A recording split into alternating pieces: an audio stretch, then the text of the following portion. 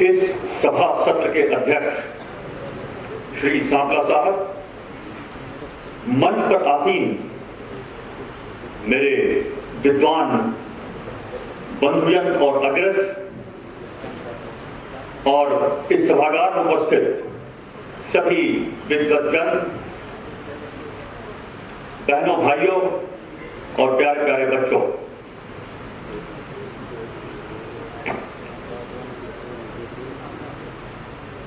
समय मिला है मिनट 5:10।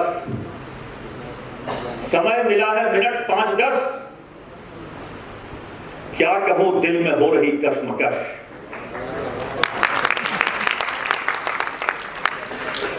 हरिवंश राय बच्चन याद आ जाते हैं, क्या कहूं क्या ना कहूं। लेकिन सबसे पहले यही कहता हूं कि एक समय था जब विद्यालय में पढ़ता था,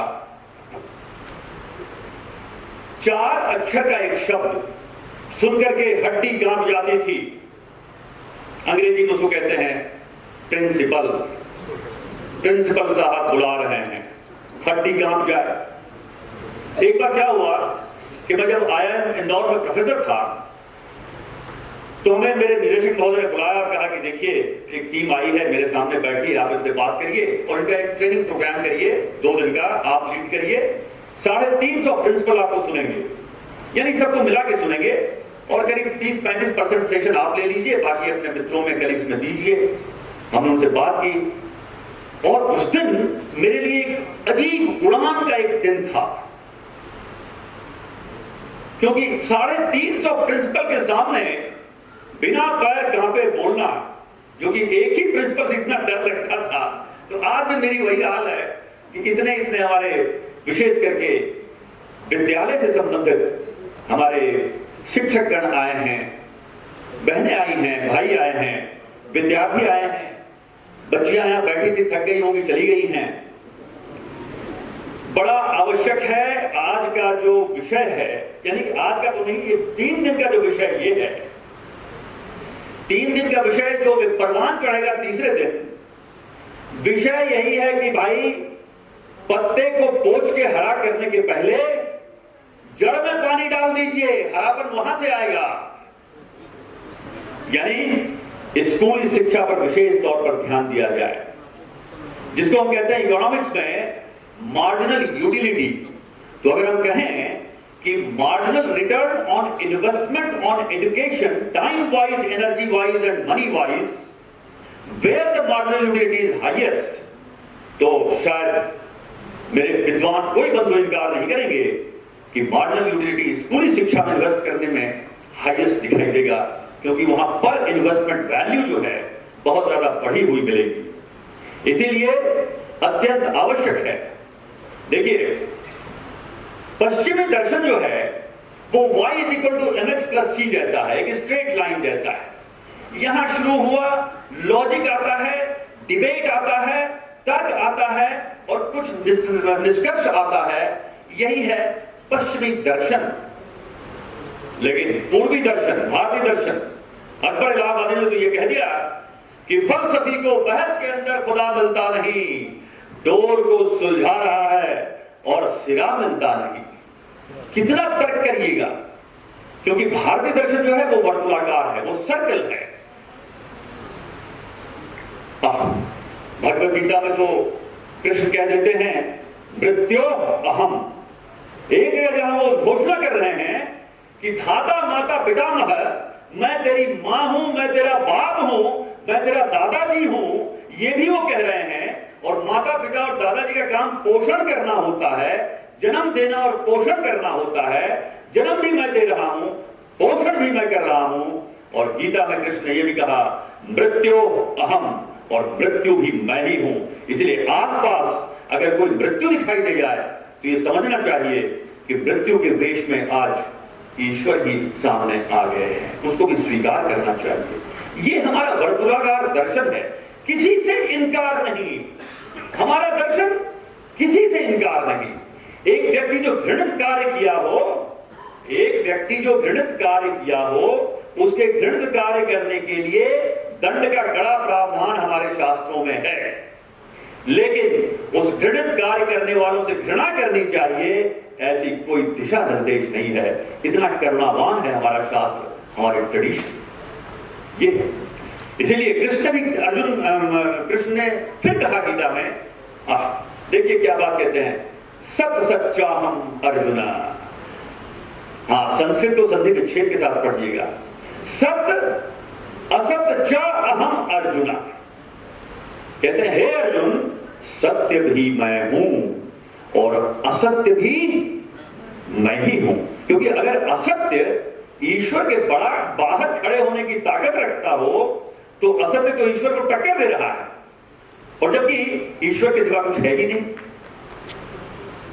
इस्लाम और सनातन धर्म में यह बड़ा मूल फर्क है। इस्लाम भी प्यारा धर्म है, सही रूप से अगर इस्लाम को माना जाए तब। आज अगर दुनिया में जितने मुसलमान भाई हैं, बहन हैं, अगर इस्लाम को ठीक से जान जाए तो दुनिया बहुत अच्छी होने वाली है। लेकिन जाना तो जाए पहले। इस्लाम कहता है सब कुछ खुदा का है, और सनातन धर्म कहता है कि न सिर्फ सब कुछ ईश्वर का है, ईश्वर ही सब कुछ हो गया है। कहीं स्वच्छता दिखाई दे रही है, वहां ईश्वर का वास है। लेकिन सब कुछ करने के बावजूद गलती से या गाफिली से अगर कहीं सफाई नहीं दिखाई दे रही है तो वो भी ईश्वर में ही है, क्योंकि ईश्वर के बाहर कुछ हो नहीं सकता।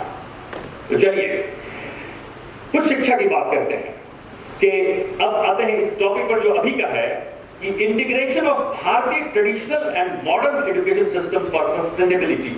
सातत्य के लिए, सस्टेनेबिलिटी यानी सातत्य के लिए हम किस प्रकार से समन्वय कर सकते हैं हमारे पुरातन, हमारे प्राचीन व्यवस्थाओं से इस अर्वाचीन शैक्षणिक जरूरतों को। हमारे तो नहीं जानते हो, कोई बात नहीं, क्षम में हो भाई, सब कुछ जानना जरूरी नहीं। लेकिन अगर किसी चीज को जानते हो तो वहां डिली डायरिंग, अथी, पता नहीं, शायद नहीं चलेगा। जैसे मैं बताता हूं, अगर ये पूछा जाए कि किस प्रकार का विद्यार्थी होना है, हमारी ट्रेडिशन क्या कहती थी, जिस चीज को जानेंगे तो पूरी तरह जानेंगे। जैसे मैं उदाहरण देता हूं, अगर प्रश्न पूछा जाए वेद कितने हैं और कोई विद्यार्थी कहे वेद दो नहीं, तीन कैसे, चार, उसको कुछ पता नहीं है, उसको नहीं पता कि वेद कितने हैं। दूसरे को पूछा जाए वेद कितने हैं, वो कहेगा 3 वेद हैं। किस आधार पर कह रहे हो? क्योंकि वेद त्रयी कहा गया। ये बेचारा का भ्रमित ज्ञान है।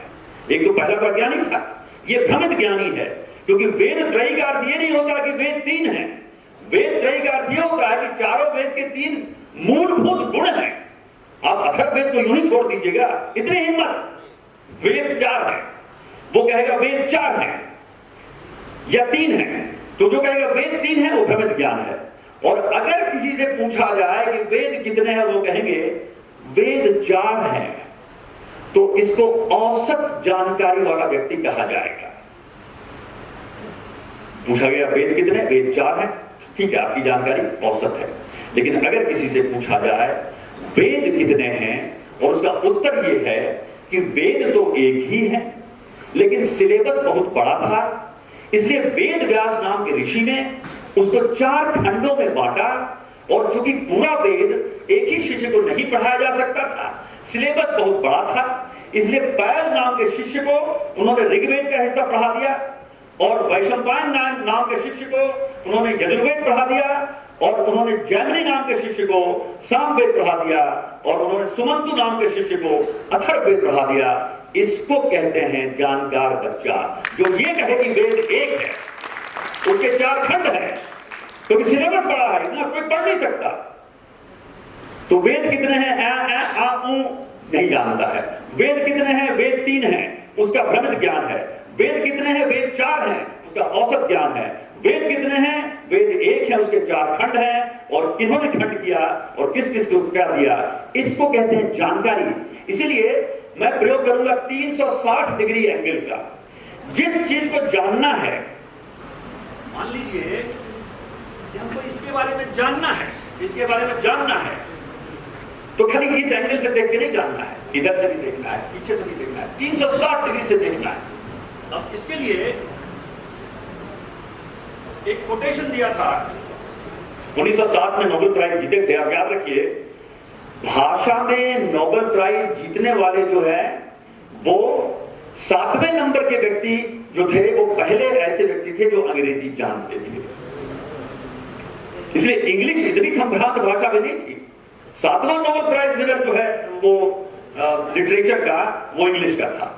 रुडयार्ड किपलिंग ने कहा कि I keep 6 honest serving men. They taught me all I know.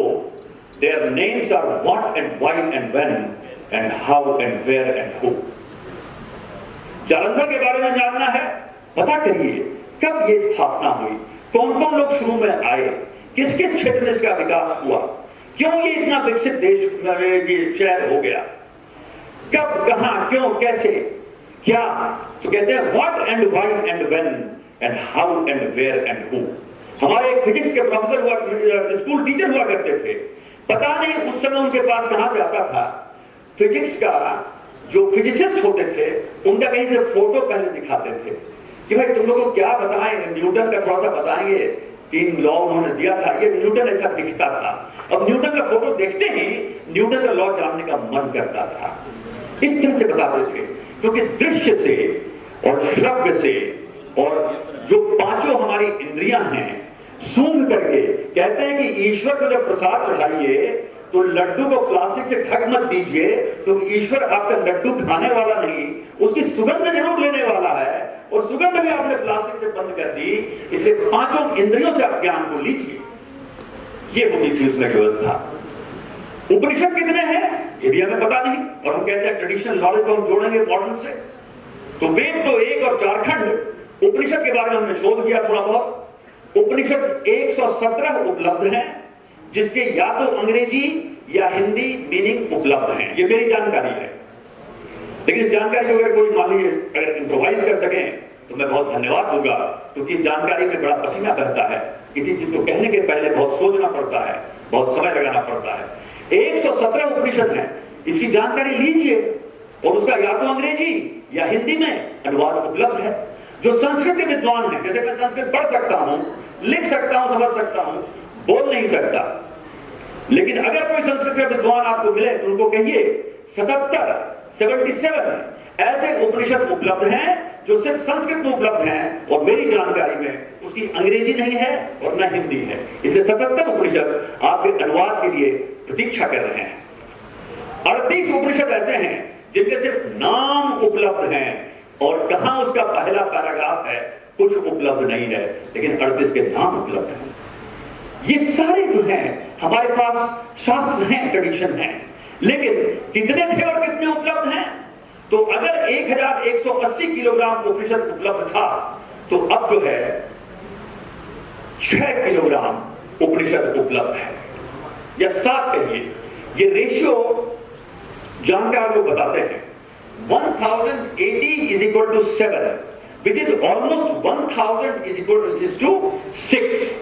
यानी यदि अगर आप मुझे छूट दें कि मैं यूनिट का इस्तेमाल किलोग्राम में करूंगा, तो यदि 1000 किलोग्राम उपनिषद उपलब्ध थे तो आज सिर्फ 6 उपलब्ध हैं, लेकिन जितने उपलब्ध हैं उसको तो कम से कम जाने हम लोग।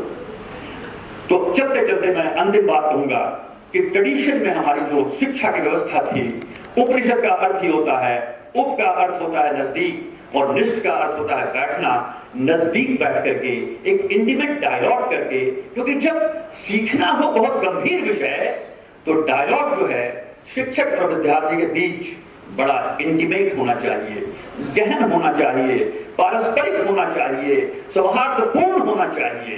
इसीलिए उसको कहते थे उपनिषद। और शिक्षक का व्यवहार क्या होता था? शिक्षक कहते थे प्रश्न लेके आए हो, उसे वो पता लगाते थे कि इस व्यक्ति की आवश्यकता कितनी है, प्यास कितनी है, और प्यास कम हो तो ज्यादा पानी नहीं देते थे। इस बात को जब नोट करिएगा, मैं तो विश्वास करना शुरू कर दिया हूं कि ये कहा गया है कि वेद के वाक्य, जिसको ऋचाएं कहते हैं, ये निर्णय लेती हैं कि कितना अर्थ किसको प्रकट करना है और कितना किसको नहीं करना है। गुरु भी ऐसा ही करते थे, कितना अर्थ किसको प्रकट करना है। प्रश्न पूछने वाले को प्रश्न पूछने देते थे और उत्तर देने के बाद वो कहते थे मुझे यहां तक इसका पता है, लेकिन अगर इससे और आगे जानना हो तो मुझे पता नहीं है। और अगर उनको नाम पता होता था तो बोल देते थे कि जाओ उनसे मुलाकात कर लो, उनसे पता कर लो। देवताओं के गुरु बृहस्पति तक कह देते थे देवताओं को कि देखो राक्षस तो तुम्हारे दुश्मन जरूर हैं, लेकिन राक्षस के जो गुरु हैं शुक्राचार्य, वो तुम्हारे दुश्मन नहीं हैं, और इस प्रश्न का उत्तर मुझे यहीं तक पता है, इसके आगे शुक्राचार्य बताएंगे, चाहो तो उनसे बात कर लो। ऐसे होते थे शिक्षक। और उपनिषदों में लिखा गया है कि शिक्षक शिक्षा देने के बाद विद्यार्थी को अपने से मुक्त कर देता था कि अब तुम्हारी डिग्री पूरी हुई और इसके बाद तुम मुझसे आंख से आंख मिला करके इज्जत देते रहना, लेकिन शास्त्रार्थ कर सकते हो। और इसीलिए स्नातक शब्द जो संस्कृत में आया, जिसको हम ग्रेजुएशन कहते हैं या ग्रेजुएट कहते हैं, स्नातक शब्द स्नान से आया। और पहले ग्रेजुएशन सेरेमनी, कॉन्वोकेशन एनुअल नहीं होता था। जब जब जो शिष्य तैयार हो जाए उस दिन उसकी ग्रेजुएशन सेरेमनी होती थी। और आज भी संगीत में ऐसी व्यवस्था है कि संगीत के गुरु आज के कलयुग में भी बहुत आसानी से शिष्य को मंच पर नहीं आने देते जब तक पक्का नहीं कर लेते। और हम लोग कच्चे कच्चे विद्यार्थी को ग्रेजुएशन की डिग्री दिए चले जा रहे हैं। तो शिष्य को गुरु अपने हाथ से स्नान कराते थे कि अब तुम काबिल हो गए, समाज के लायक स्नानित हो गए। तो जो विद्यार्थी स्नानित हो जाता था, स्नान कराया जा चुका होता था गुरु के हाथों द्वारा, उसको कहते थे स्नातक। और स्नातक होना बहुत बड़ी बात थी। इसीलिए ये परंपराएं थी और हमें शिक्षकों को ये सब जानना होगा कि उन परंपराओं को, इन परंपराओं की आज की जरूरत से कैसे हम उसको जोड़ सकें और उसको शिक्षा दे सकें। और तैत्तिरीय उपनिषद में तो पूरा वर्णन दिया हुआ है कि कॉन्वोकेशन डे में चीफ गेस्ट को क्या भाषण देना चाहिए। तो इतनी परंपराएं थी। दीक्षांत समारोह से लेके दीक्षारंभ समारोह तक की सारी परंपराओं का वो वर्णन दिया हुआ है। प्रश्नोपनिषद में पैपलाद मुनि को पूछे गए 6 प्रश्नों के उत्तर हर शिक्षक को पढ़ना चाहिए कि कैसे प्रश्नोत्तरी होती है, कैसे फिटनेस होता है। चलिए, समय हमने कुछ ज्यादा ही ले लिया होगा। सबको शुभकामनाएं। और शिक्षा के मामले में हम रोज नवाचार करते हैं। प्रणाम।